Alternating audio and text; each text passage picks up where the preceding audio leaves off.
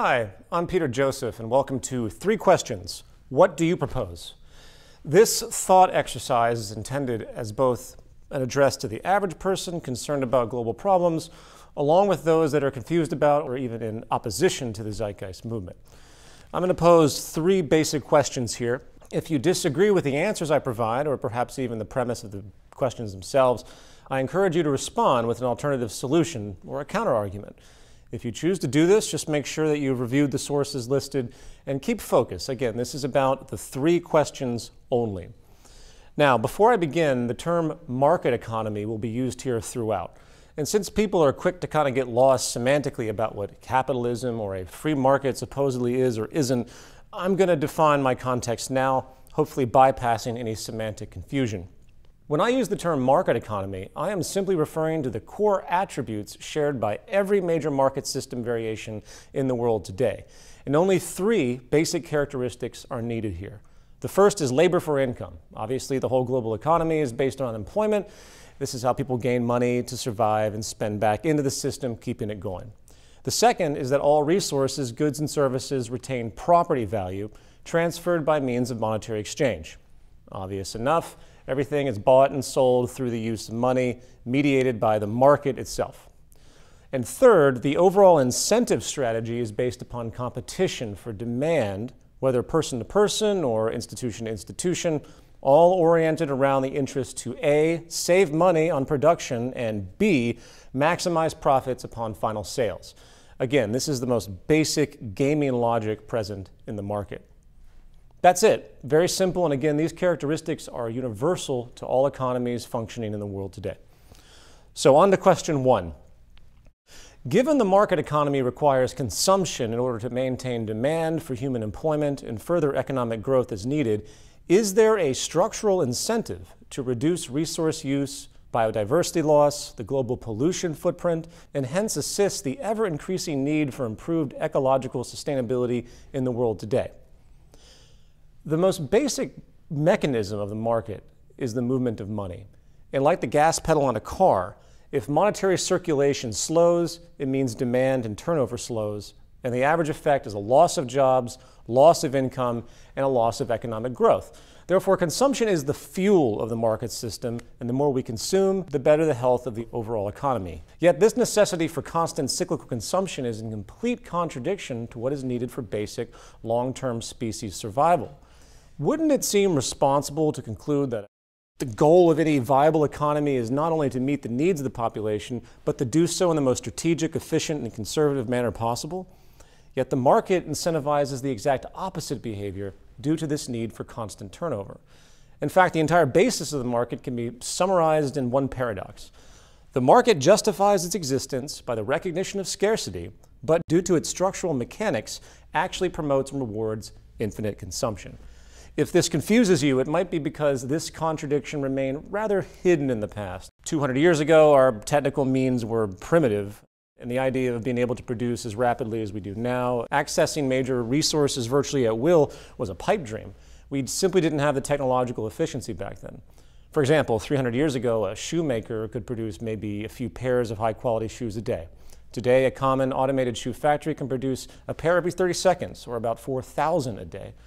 So the level of production efficiency has increased so dramatically that we are no longer having a problem overcoming any scarcity of means. The problem now is keeping people consuming. And by the way, if you're wondering why in the wake of all this great productivity, there are still billions of people who lack the most basic goods, that is the result of a different market mechanism which will be touched upon in question 3, the inevitability of market-generated poverty and inequity. Anyway, back on point. The modern economy is no longer scarcity-based on this level, it is consumption-based, as it needs high levels of turnover to keep people employed and growth going. And obviously the side effect of all of this is ever-accelerating resource depletion, biodiversity loss, and destabilizing pollution. Now, there are, of course, countless corroborating studies that confirm how the world is increasing in its efficiency to meet the needs of the future population. Some estimates find that humanity will need 27 more Earths by 2050 to meet demand, for example. The rampant severe biodiversity loss is not only disrupting basic biosphere functions, it is now a fact that virtually all life support systems are in decline, with 50% of all wildlife having been destroyed in the past 40 years alone. As far as pollution, these issues are nothing but accelerating in both water and atmospheric, creating tremendous destabilization and ongoing environmental damage and negative public health outcomes. And keep in mind, as explained at length in the Zeitgeist movement's materials, these problems are not immutable. They can be fixed if an economic and industrial reorientation away from market economics was achieved. However, those specifics are not the subject of this essay. So for more information on that, please read the free online book, The Zeitgeist Movement Defined. Now, as a final point of evidence, a cursory review of all recent historical attempts to stop overconsumption, slow biodiversity loss, and reduce pollution have been met with virtually a stonewalling mentality by the business community. And of course, there's no mystery to this tendency, because the fact is, acting in a conservative, truly efficient, and sustainable manner is literally the opposite of what the market requires to function in the long term, keeping this profit machine going.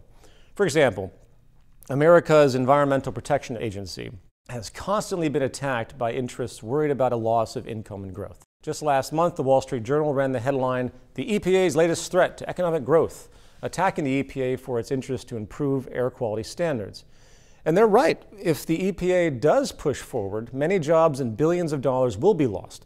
That is simply what happens when waste reduction and technical efficiency and conservation is applied to this system.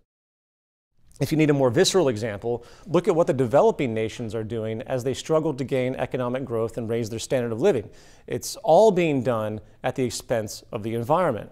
China's push for massive industrialization and growth has been enabled by keeping low environmental standards, and now it has 16 of the world's most polluted cities. And again, if you look carefully, all developing nations are doing the same thing. They simply can't afford more green industrial methods at this point. As far as resource overshoot and biodiversity loss, perhaps the most clear description of this clash was made in the 2010 Convention of Biological Diversity Report. In 2002, 192 countries got together and agreed to slow biodiversity loss, only to come back 8 years later completely defeated, stating, "None of the 21 sub-targets accompanying the overall target of significantly reducing the rate of biodiversity loss by 2010 can be said definitively to have been achieved globally. Actions to promote biodiversity receive a tiny fraction of funding compared to infrastructure and industrial developments. Moreover, biodiversity considerations are often ignored when such developments are designed. Most future scenarios project high levels of extinctions and loss of habitats throughout this century." And of course, why would we expect anything else? Our economy literally has no structural incentive to adjust. There is no direct market reward to preserve resources, habitats, or reduce consumption in general.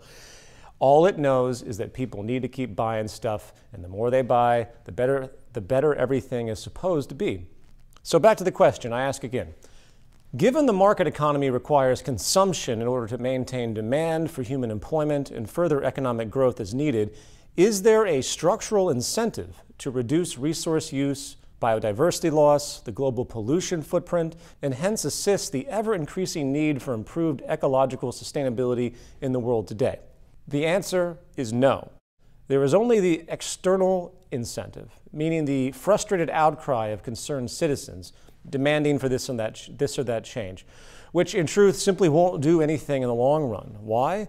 Because it goes against the most basic premise of the market's functionality itself. The only true solution is to overcome the structural flaw, not by fighting it with legislation, but by changing the system. To do that, we must replace the current economic model with one that structurally incentivizes and rewards conservation, true technical efficiency, and overall sustainability. And on a final note, right now it is safe to project that due to this habitat destruction, biodiversity loss, resource overshoot, and CO2 pollution, we very well could be entering a period of what's called the sixth great extinction on Earth. And unless things change rapidly, the next generation will be one of great suffering and disorder. Question 2. In an economic system where companies seek to limit their production costs in order to maximize profits and remain competitive against other producers, what structural incentive exists to keep human beings employed in the wake of an emerging technological condition where the majority of jobs can now be done more cheaply and effectively by machine automation? The long-standing defense of those who claim there is no problem with machines replacing human jobs is that overall technological innovation will simply balance everything out by eventually creating new human occupations, absorbing anyone who was displaced prior. And while this perspective may have seemed viable given, early periods of slow technological change, the ever exponential advancement of automation potential is now far outpacing the creation of new human-exclusive labor roles. And as the trends show, it is simply a matter of time before it becomes most cost-effective, reliable, and productive in all major economic fields to automate. First, let's consider the potential. Today, there are numerous corroborating studies showing the capacity of automation, including the conclusion that right now, over half of the world's jobs can be mechanized.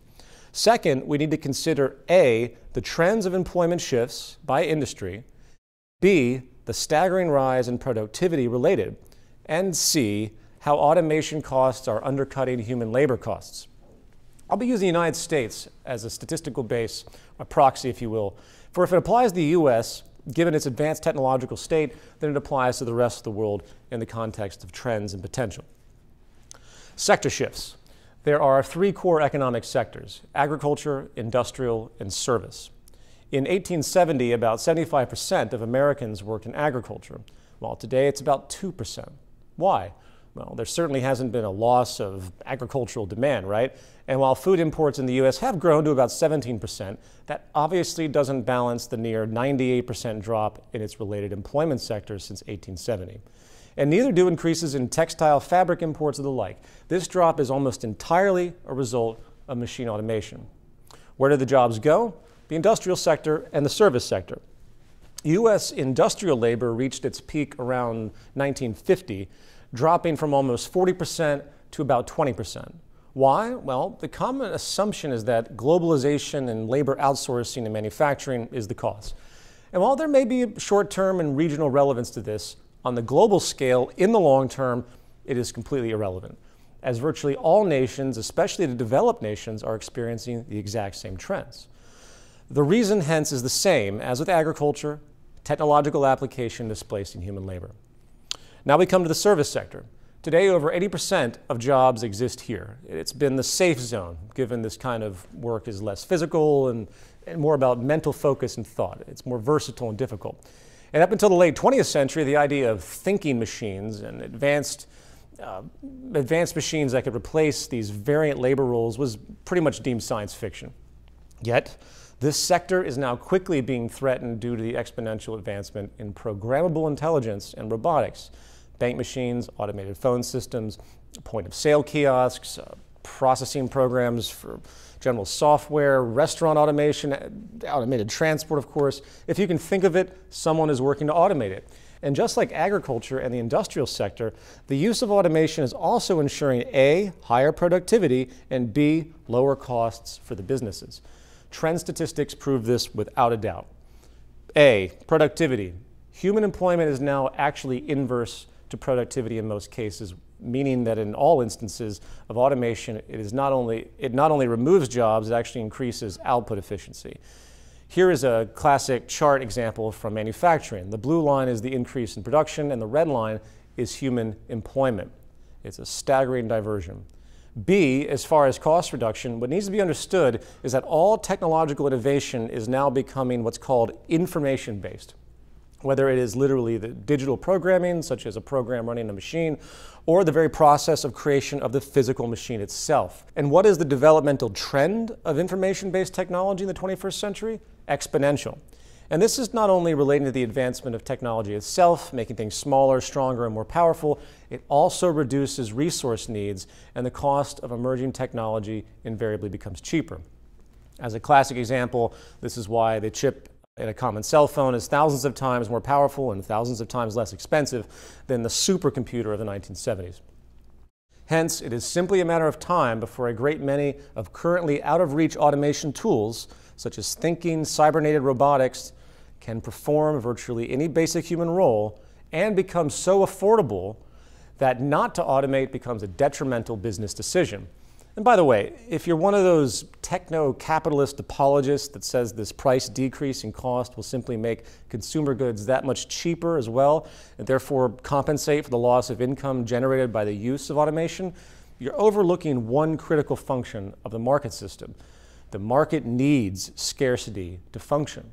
Abundance has no role in market mechanics, and the profit structure itself does not view reducing costs as a means to simply increase affordability of the end product in and of itself. It does it first and foremost to increase profits. The only reason you see the price reduction is because of the competition occurring in an industry as each company works to one-up each other's cost efficiency basis via similar methods. The point being, regardless of how cheap things become, at some point, the consumption deficiency resulting by the number of people unemployed by automation will override whatever degree of affordability is being generated by the lower cost products created. It is inevitable.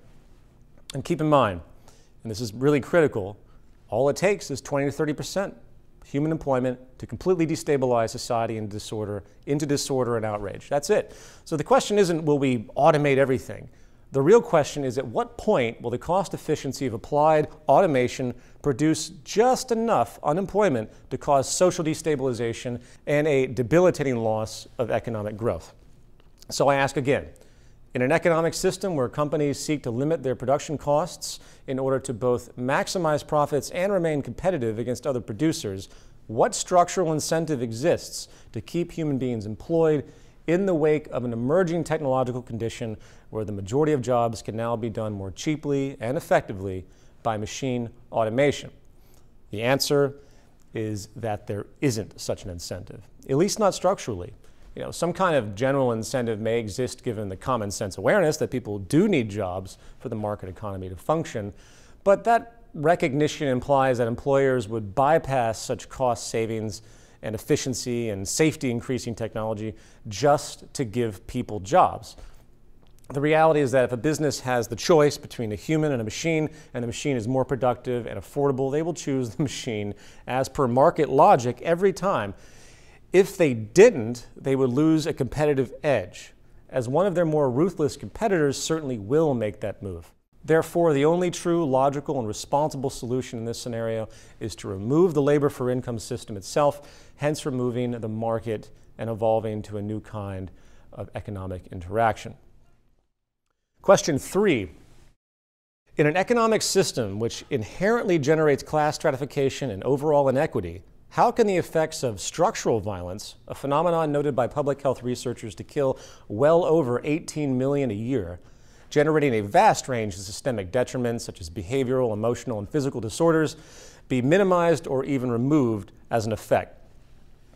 Many today talk about the horror of unnecessary death and suffering, from dramatic accidents to psychopathic behavioral violence to historical genocides, wars, and other atrocities. In this, we might notice a kind of moral relativism in what society prioritizes as most condemnable, most often highlighting visceral human versus human behavioral violence rather than taking a more objective view. Statistically, if we really wish to be comprehensive in locating the most prominent, ubiquitous, and unnecessary causes of death and suffering in the world, we would discover one main catalyst: class inequality and low socioeconomic status. Class inequality and low socioeconomic status trump every other form of violence and public threat, hands down. The leading cause of death on the planet Earth is relative and absolute poverty, period. Every single year, the near equivalent of 2 Holocausts, nearly 20 million people are killed by the inefficiency inherent to the market economy and its mathematical inevitability to create large class divisions and resulting human deprivation. In this, there are 2 types of deprivation to note: absolute and relative. Absolute deprivation is what the billion people currently not getting their basic nutritional needs are experiencing. This kind of deprivation is about basic physical needs not being met, and hence the manifestation of sickness and premature mortality due to a lack of resources and options. Relative deprivation has to do with the mental, emotional, and physical disorders that result from the stress of simply existing in the lower tiers of a wealth imbalanced society. For example, numerous studies that compare public health outcomes from one country to another based on the level of inequality in that country have found that those with the least amount of behavioral violence, the least amount of general crime, infant deaths, drug addictions, heart disease, many cancers, obesity, high blood pressure, low life expectancy, depression, general mental illness, and other reduced problems also have lower wealth inequality by comparison. Put together, these two forms of deprivation, absolute and relative, constitute what is called structural violence, which is a systemic form of violence. That is typically not what many think of when we consider the idea of violence in general. I'll put it this way. If I put a gun to your head and kill you, we would all agree it is a direct act of mortality-producing violence. If I run a company that decides to save money by covertly dumping toxic waste into your town's water supply, and then 3 years later, a group of you in town get cancer and die from that pollution, I think we would all agree that it is also an act of mortality-producing violence, but more indirect and less obvious in intent. Likewise, it is now well established that people with low socioeconomic status are much more likely to die of heart disease than those in upper classes. It is a known fact that the toxic condition of simply being poor, both in absolute and relative terms, manifests this disease amongst many others. And yet, when people do die as such, rarely does someone bring up the idea of indirect violence, or more accurately, structural violence. Why? Because the outcome can only be measured by statistics across a population and not deduced from any singular case. So it's counterintuitive to our education. But yet, there is no principal difference between being killed by a gunshot to the head, being poisoned by a company's pollution, or dying of heart disease because of the causal chain reaction set in motion by the economic system.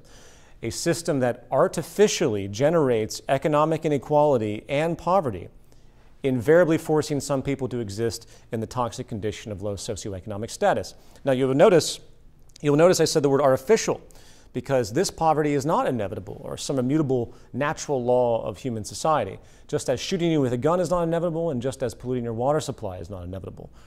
The class system we endure today is a product of the market system, and it can be removed. Along with the 2 Holocausts occurring every year because of it, this may not have been the case in the past, but it is definitely true today given modern technological capacity to create a global abundance. The fact is, low socioeconomic status is the leading cause of death on the planet Earth. And what does that mean by extension?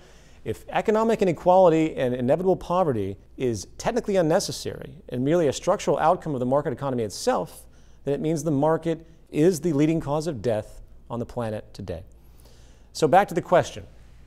In an economic system which inherently generates class stratification and overall inequity, how can the effects of structural violence, a phenomenon noted by public health researchers to kill well over 18 million a year, generating a vast range of systemic detriments such as behavioral, emotional, and physical disorders, be minimized or even removed as an effect?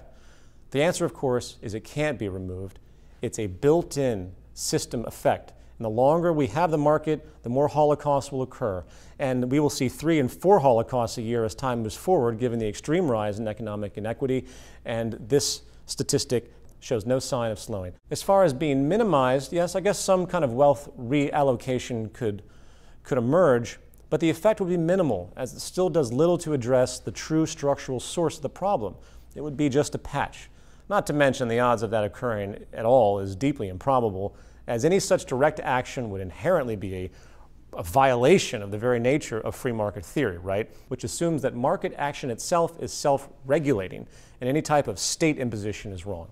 And by the way, if you're one of those people who says that we don't have a free market today, and we have state coercion or crony capitalism, please watch my lecture, Origins and Adaptations Part 2 from the University of Toronto in 2014, along with my Berlin lecture, Economic Calculation and an NLRBE in 2013, where I counter this nonsense specifically. We have only a pure free market in the exact sense of those terms, meaning the freedom to compete and restrict the freedom of others in that process. Now I'm going to stop here. These 3 questions are my challenge to you. Each question poses a challenge to the very basis of the market system itself, and if any of you out there can answer these questions and explain long-term resolutions without the removal of the market economy, I certainly want to hear it. Simply make a video response, post it, and send it to the link below. And please, everyone, share this video These are questions that every news show and every socially conscious media outlet or activist personality should be addressing. Again, if you support the Zeitgeist movement, take the time to post this via social networks, forums, blogs, email lists, whatever. I especially would like to hear from the anti-Zeitgeist movement community as well. What do you propose? One way or another, until these questions are answered and the problems resolved, the world is on pace to increasing disorder and breakdown. I appreciate your time. Thank you.